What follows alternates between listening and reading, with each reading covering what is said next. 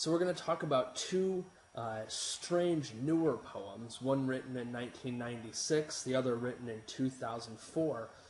Both of these poems have somewhat similar themes and similar methods of execution, as it were, but also bring some different approaches to the table.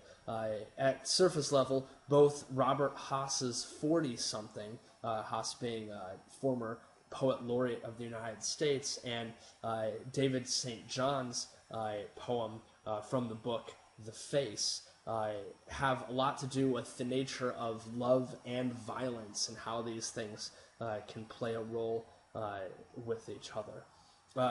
40-something is a really compelling short poem, only 5 lines long, but it gets a whole lot accomplished in this small amount of space.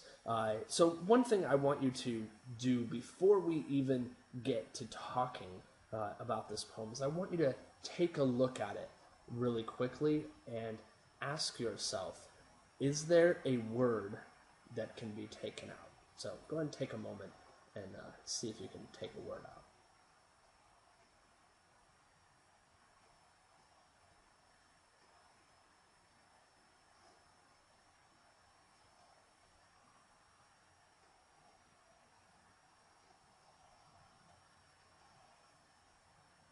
So, did you come up with any nominees? Most people, if they have to suggest something, they'll suggest maybe the word musing, maybe the word down or directly, but ultimately, taking those words out does fundamentally change the meaning of the poem. If you take the word musing out, all of a sudden this little circumstance in which a woman is sort of somewhat playfully threatening her husband turns into something that is a little bit less playful and a little bit more threatening. This poem is sort of a model of concision, of saying a whole lot of stuff without saying too much.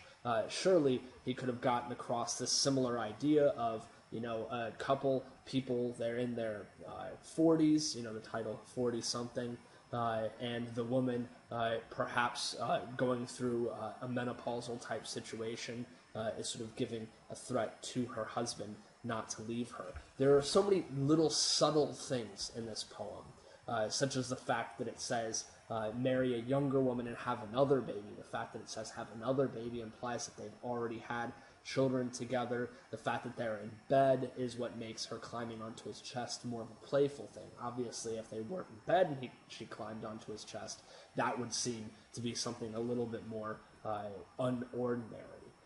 That threat at the end, it's very real.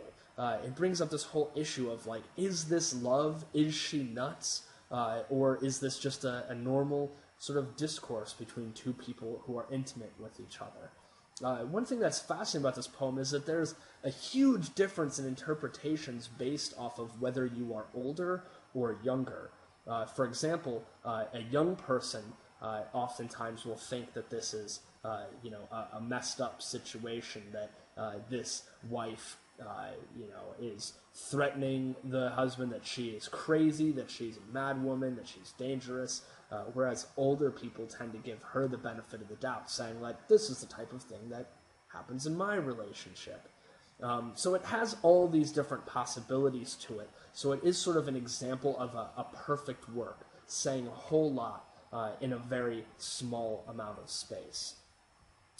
The poem by David St. John, on the other hand, is different, although it does have somebody positioning the idea of love in direct accordance with violence.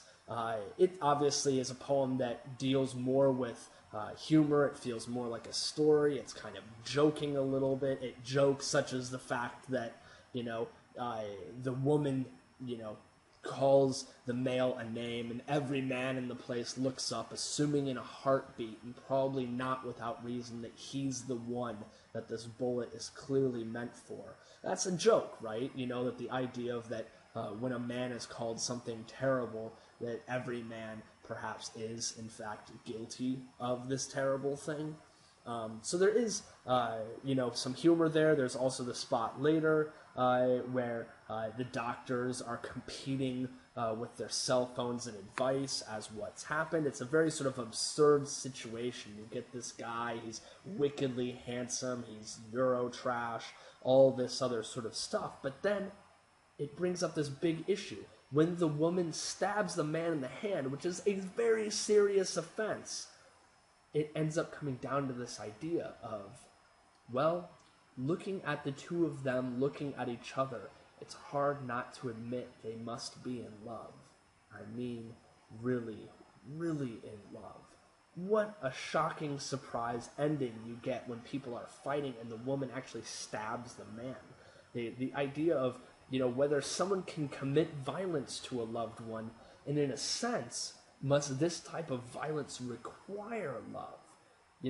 Some of you may actually understand this, especially the older students, that sometimes the person who gives you the most trouble and can infuriate you more than anybody in the world is the person who you love the most, because that's a particular thing. It's the caring of the individual that makes them capable of inciting the rage. And that's sort of what this poem is about, that they're in love with each other, and that's the only reason that she could effectively make him so profoundly angry.